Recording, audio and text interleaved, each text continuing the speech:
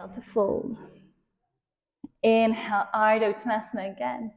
Exhale to fold, and this time slowly uncurling vertebrae by vertebrae all the way to standing. Arms reach out and up, hands meet, come down to heart center. Take an inhale, and as you exhale, release your hands alongside your body.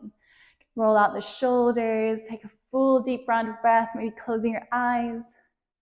Coming back to that intention. Coming back to your breath. So your next inhale, blink the eyes open, reaching the hands all the way out and up.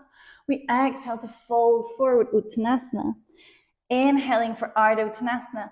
So we exhale slowly, bring your hands down to the mat. We're stepping it back, plank pose. Inhale and plank, exhale, chaturanga, or knees, chest, chin. So inhale, upward facing dog or cobra, and exhale, downward facing dog. Take a full round of breath in your downward dog. As we next inhale, we reach the left leg, 3 legs.